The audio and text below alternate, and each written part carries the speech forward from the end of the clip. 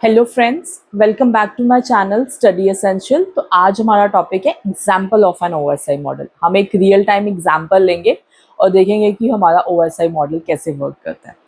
मान लो आप किसी वेबसाइट को असेस करना चाहते हो। आप एक क्लाइंट हो। आप let's say the website name is www.pnb.com और लेट्स से www.example.com, राइट। आप किसी वेबसाइट को असेस करना चाहते हो तो सबसे पहले जो रिक्वेस्ट है वो वेबसाइट के सर्वर पे जाएगी। आप एक क्लाइंट हो, you want to access that website. अब देखते हैं हमारी लेयर्स उस पर कैसे काम करती है। तो सबसे पहले जब आपने रिक्वेस्ट डाली I want to assess www.example.com, ये भी एक वेबसाइट है। हमने एक एग्जाम्पल ले लिया, example.com को आप असेस करना चाहते हो तो एप्लीकेशन लेयर क्या करेगी, एक HTTP रिक्वेस्ट जनरेट करेगी to get index get index.html। तो ये इट्स लाइक कि आप उसका होम पेज असेस करना चाहते हो। तो ये जो रिक्वेस्ट आपने डाली, आप ब्राउज कर रहे हो example.com को, तो एप्लीकेशन लेयर क्या करेगी, एक HTTP अपने एक प्रोटोकॉल से HTTP जिसको बोलते हैं उससे उसको कन्वर्ट कर देगी उसमें getindex.html में, राइट। अब यहाँ से एप्लीकेशन लेयर से जब ये वाला डेटा हमारा प्रेजेंटेशन लेयर जाएगा तो प्रेजेंटेशन लेयर क्या करेगी, इंक्रिप्शन ऐड करेगी यूजिंग TLS या SSL।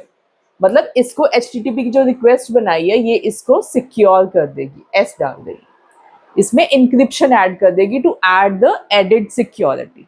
ठीक है, ज्यादा सिक्योर बनाने के लिए प्रेजेंटेशन लेयर उसमें इंक्रिप्शन डाल देगी। अब जब इंक्रिप्शन से डेटा आगे जाएगा तो सेशन लेयर अपना हेडर ऐड करेगा, यहाँ पे हेडर ऐड करेगा। उस हेडर के अंदर एक सेशन आईडी होगी, सेशन टाइम आउट होगा कितनी देर में, और ये मैनेज करेगी कि कैसे हमारा session between the client and the server दोनों आपस में सेशन कैसे मैनेज हो रहा है। अब यहाँ से जो एड्रेस है वो जाएगा हमारा ट्रांसपोर्ट लेयर के ऊपर, जो डेटा है वो जाएगा ट्रांसपोर्ट लेयर के ऊपर। ट्रांसपोर्ट लेयर अपना TCP हेडर ऐड करेगा फॉर रिलायबल डिलीवरी, उससे रिलायबल डिलीवरी होगी। और TCP हेडर में इसमें वो पोर्ट एड्रेसिंग ऐड करेगा, पोर्ट का source address and port destination address. इस केस में HTTPS है तो HTTPS का जो डेस्टिनेशन एड्रेस है वो 443 होता है।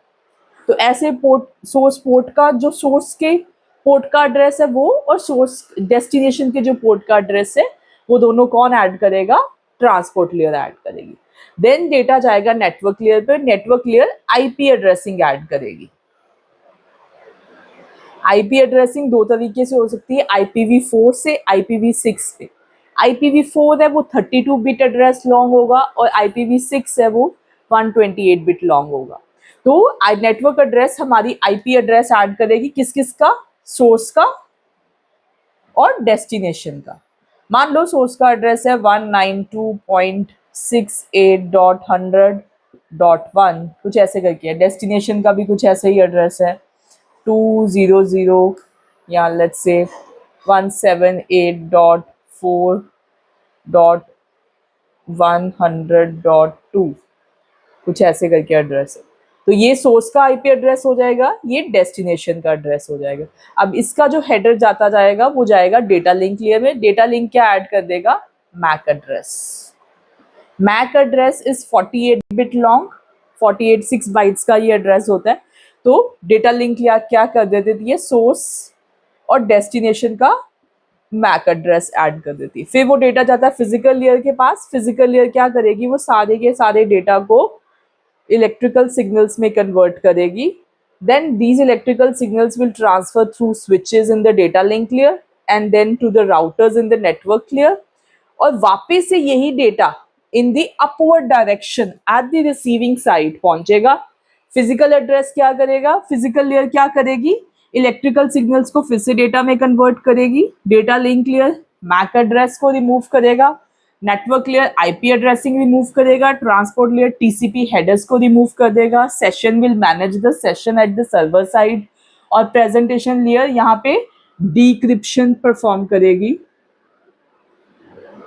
और यहाँ पे जाके एप्लीकेशन लेयर पे जाके दोबारा से वो example.com यूजर को दे दिया जाएगा। जो हमने जो एड्रेस हमने ब्राउज किया है वो वाला एड्रेस यूजर को दे दिया जाएगा और हमारा होम पेज खुल जाएगा।